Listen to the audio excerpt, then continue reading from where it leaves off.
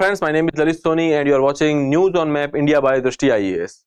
In this episode, we will be talking about the locations which has been in the news in India in the last week that can be important for our examinations. So let's have a look at it. Now, before moving further, I would like to tell you that we are having this ISGS Foundation course which is starting at our Noida center from 9th of January 2025 for English medium at 6 p.m. and for Hindi medium that is starting on 16th of January 2025 at 11:30 a.m. Okay. For more details, you can call on this number, that is 9311406440. Other than that, address is given over here. You can directly visit the center. When we are talking about the other centers, here we are offering UPSC GS Foundation course at our Karol Bagh, Lucknow and Prayagraj center.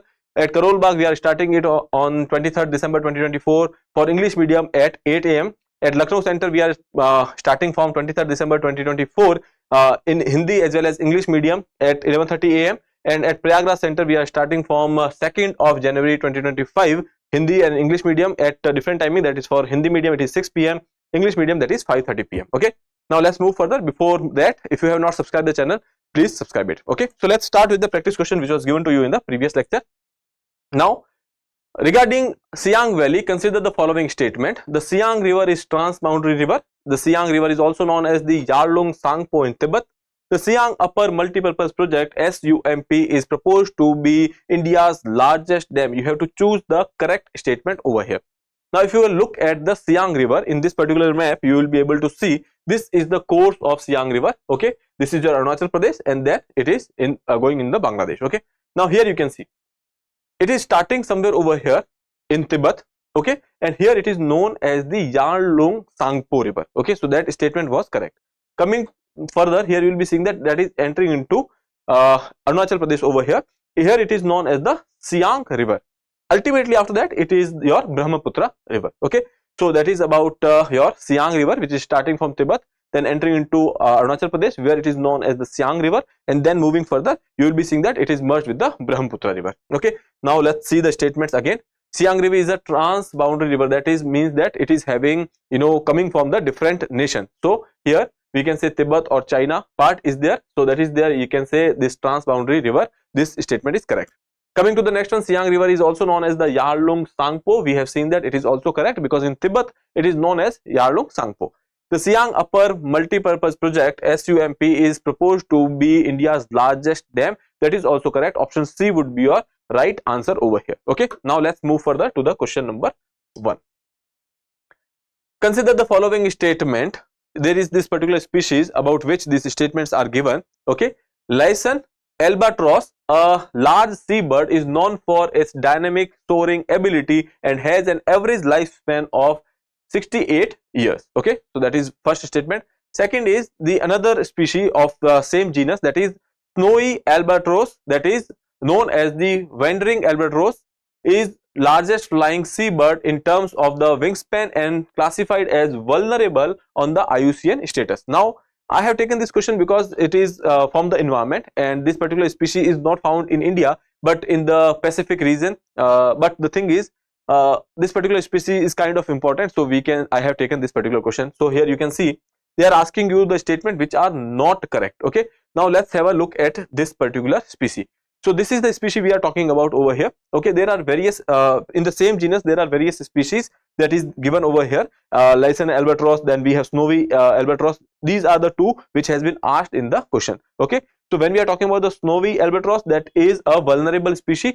So when we are coming to the statement over here about the snowy albatross, it is having vulnerable status. So this is correct. Okay, talking about the first one, this is also correct, which is the picture of this particular bird. So both the statement over here are correct. Option D is your right answer because they are asking you which is not correct. Okay, now if you look at the areas where this particular species is found, that is the area of your Pacific region. Okay, so that is about it. Now let's move further to the next one. Question number 2. Consider the following statement regarding the glacial lake. We have talked about the glacial lake various times. Okay, but let's see. Glacial lake outburst floods are caused by the rapid glacier melting due to the rising temperature. This is a very simple and straightforward statement. So you can say that when we talk about the glacial lake outburst floods, they are caused by the because of the rapid glacier melting due to the rising temperature. So here you can say temperature is rising, because of which ice is melting. Now when ice is melting, then these glacial lakes are there. When the water is more than the capacity which it can hold, then they can go for the glacial lake outburst flood. So statement 1 is correct. Second is the Hindu Kush Himalayas are witnessing an increase in the glacial lake due to climate change induced glacier retreat. Okay. Now when we are talking about the glacial retreat, here you can see, let's say this is your glacier which is there. This is the ice cap which is there. Okay. Now because the water is melting and they will be bringing the sediments when a glacier is melting, no, they will be taking the soil from these particular areas as well. Okay. And they will be creating a, you can say, kind of a depression over here. Okay. Now as and when this particular glacier is melting, because of which, or you can say because of the temperature increase, this glacier is melting and this is moving like this. Earlier it was like this, and with the melting it has gone like this, and now the correct position is like this. Okay. This is the present condition and this has been gone. So because of which there is a water which, because of the ice which has melted, this water is getting stored over here. Okay. So this is called as the glacial lake. Now earlier it was like this and this has gone backward, that is called as the glacial retreat. Glacial getting backward. Okay. That is the glacial retreat. Okay. So that is what they are asking. Hindu Kush Himalayas are witnessing an increase in the glacial lakes due to the climate change. Because of the climate change, temperature is increasing, ice is melting, and we are witnessing the glacial retreat. Okay, I hope that is clear.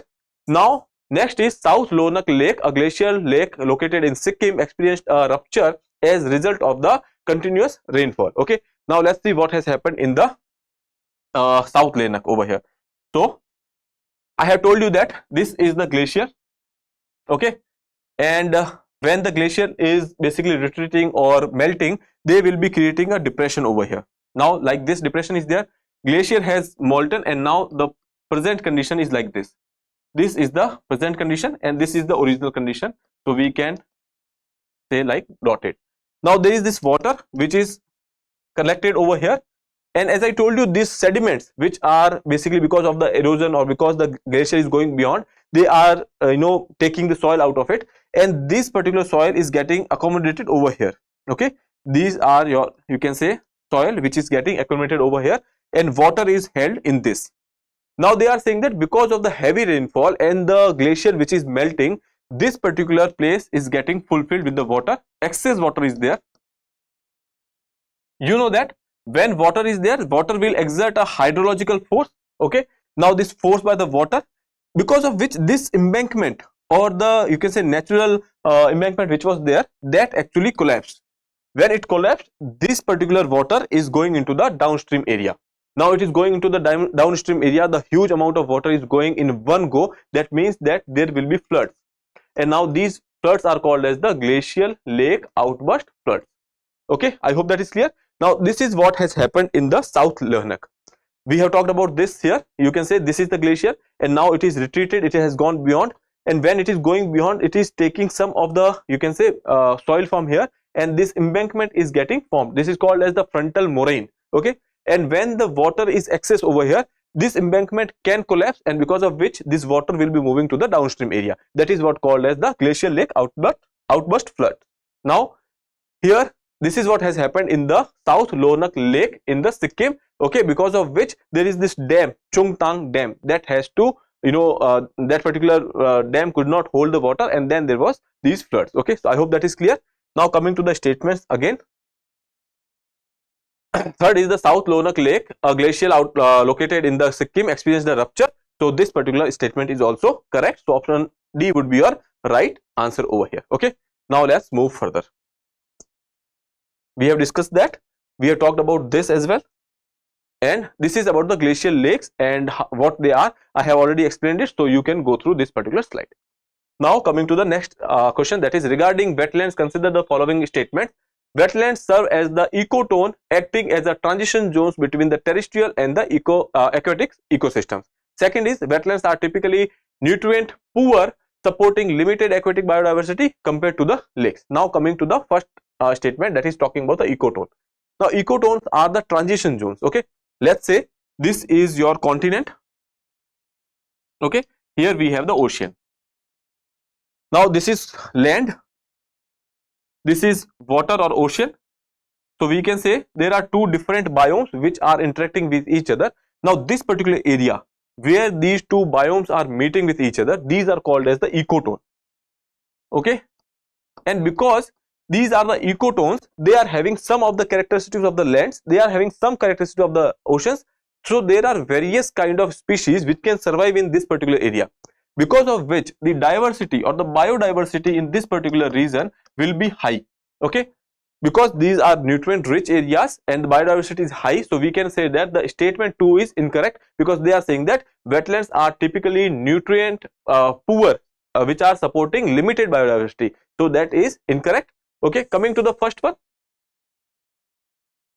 wetlands serve as the ecotone between the you can say terrestrial and the aquatic ecosystem. Now this is correct. Statement 1 is correct. Option A would be your right answer over here. Now wetlands are in news because recently Supreme Court has ordered the state government and the central government that you have to protect additional 30,000 wetlands. Okay, so that is why wetlands were in news. So here one more important factor is Ramsar sites. Okay, so these Ramsar sites are given. In addition to that, there are many Ramsar sites which has been recently added. Okay, we have discussed them in our previous lectures, so they are not there in this particular picture, so you can add them. Okay, this particular total sites number is more than 75 now. You can tell me in the comment box that what is the exact number of Ramsar sites in India. Okay, and please keep a note on that, because they ask about these sites or the recent ones, they are most important. Now moving further to the next one, that is, consider the following statement regarding the Durgadi Fort. Okay, Durgadi Fort. The earliest known reference to the Durgadi Fort was from the 16th century during the reign of Bijapur-based Adil Shahi Sultanate. Coming to the next one, the fort is located beside the Ulhas River. In 1760, the Marathas renamed the fort as the Durgadi Killa because they have made a temple over here. Now, if you are talking about these three statements, all of them are correct. Option C would be your right answer over here. Now, let's talk about this particular fort. Okay. Now, if you look at the location that is there in Maharashtra, and near Mumbai, there is this particular place called Kalyan. Okay, and this is the place in Kalyan. We have this particular fort. Okay. Now, come to this particular picture over here. You can see that this is the area of Kalyan. Okay, and this river over here, that river is basically your Ulhas River. Okay, so on bank of this particular river, we have this Durgadi Fort or Durgadi Killa. Now, coming to the specific factual information about this. So this is from the 16th century, Adil Shahi Sultanate of Bijapur, and after that Marathas has made some kind of modification in this particular area. So it is located in Kalyan, Maharashtra, and here on the banks of the Ulhas River, which we have already seen. Now, following the Maratha conquest of the Kalyan in 1760s, a wooden temple dedicated to goddess Durga was made, because of which the name of the area, name of the fort is Durgadi Killa or Durgadi Fort. Okay, I hope that is clear. We have already seen the answers. Next is question number 5. Consider the following statement regarding wetlands. The Convention on Wetlands adopted in 1971 is an intergovernmental treaty that is part of the United Nations or the UNESCO system of environmental convention and the agreement. Now, this statement is incorrect because that is not the convention we are looking for. The convention is Ramsar Convention. Okay, so that statement is incorrect, and this has nothing to do with the United Nations. Coming to the next one, in India, Keoladev National Park, that is there in Rajasthan, Loktak Lake in Manipur, and Chilika Lake in Odisha are currently in the Montreux record. Now, Ramsar Convention gives you a list, that is Ramsar sites. Okay, these are the identified wetlands which are there for the protection, and they are having some conditions as well. Okay, after that there is this another Montreux record which is given over here. This Montreux record are the wetlands which require special attention. Okay, so when we are talking about these Keoladev, that is there, Loktak is there, but Chilika has been removed. Earlier it was there, but now it has been removed. Okay, so this statement becomes incorrect. Okay, first is incorrect, second is incorrect. They are asking you the correct one, so option D would be your right answer over here. Okay, now come to the next part over here, that is Keoladev, that is there in Rajasthan. Okay, we know that. Other than that, also recently Sambar Lake was also in news. We have covered that, Nagaur and Jaipur. Okay, coming to the next one here, Loktak Lake, which is there in northeastern region. And when we are talking about the Chilika Lake, that is there in Odisha. So this is not part of your Montreux record now. Okay, coming to the next one. Consider the following pairs of tribe and their associated region in India: Toda, Tamil Nadu; Bhil, Rajasthan; Angami, Nagaland; Santhal in Gujarat. Okay, so they are saying that how many of them are correctly matched. Okay, So Toda are there in Tamil Nadu, Bhils are there in Rajasthan and Gujarat, Angami are there in Nagaland. We have seen that in the previous episode as well. And Santhals, when we are talk about the Santhals or Santhal, these are not there in Gujarat. They are mostly in the areas of Bihar, Jharkhand, West Bengal, etc. Okay, so this is incorrect. So we can say 1, 2 and 3, only 3 is correct. Option C would be your right answer over here. Now let's see them on the map. There are various tribes which are given over here. So when you will be getting the PDF, you can go through this. Other than that, there is this Angami which is given in the Nagaland. When we talk about the Tamil Nadu, we have Todas. When we talk about Rajasthan, we have Bhils over here. Okay, and when we talk about the Santhals, Santhals are found in this particular region. Okay, so here you can say these are Santhals are there. And when we are talking about the Bihar, Santhals are there. When we talk about the West Bengal, they are there. When we talk about the Jharkhand, they are also there. Okay, so that is about the tribe. Okay, coming to the next one. Which of the following river does not originate from the Western Ghats? Krishna, Narmada, Netravati or Godavari. Okay, now when we talk about the rivers like Godavari, Netravati and Krishna, they are there in the you can say peninsular region. Narmada is the one which is there somewhere around in Madhya Pradesh and Gujarat. Okay, so we can say that this is not the river which is originating in the Western Ghats. Okay, now coming to the map over here, this is the name of the river which are given over here. When we talk about the west flowing rivers, Periyar, Bharatpuja and Netravati, Sharavati, Mandovi, these are the you can say rivers which are west flowing rivers. These are originating from the Western Ghats and flowing towards the Arabian Sea. Coming to the next one, east flowing rivers, Godavari, Krishna, Kaveri, Tunga, Bhadra, Bhima, Malprabha, Ghatprabha, Hemavati, Kabini. These are one of some of the east flowing rivers which are going towards the Bay of Bengal. Okay, I hope that is clear. Other than that, we have talked about the Western Ghats so many times, so you can go through this. Now, coming to the next one, rivers west flowing and the east flowing, these are originating from the Western Ghats. Okay, so that these are given over here. Here you can see Periyar, Bharatpuja, Netravati, Sharavati, Mandovi. Here you can see Godavari, Krishna, Kaveri and many other small tributaries are there, that is Bhima, Malprabha, Ghatprabha, Hemavati, Kabini, etc. Tunga and Bhadra. Now coming to the next one, that is question number 8, that is the last one for you. Consider the following statement regarding the Tulsi Gowda. Okay, she is a person, or she was the, you can say, environmentalist, and she we lost her recently, and she has received the Padma Shri as well. So let's see. Tulsi Gowda belonged to the Halaki tribal community.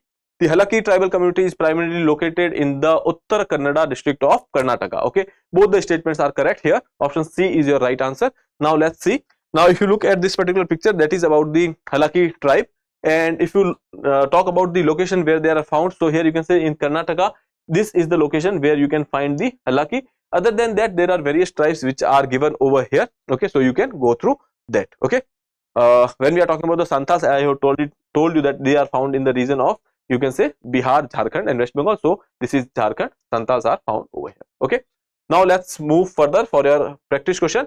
Regarding Goa, consider the following statement. North Terakhol river separates it from Maharashtra. The major river flowing through the state are Mandovi, Jowari, Terakhol, Chopora and Betul. So you have to choose the correct statements over here. Okay, so you can attempt this question and answer to me in the comment box. With that, I would like to take your leave. I'll see you in the next episode. Till then, have a good day. Thank you.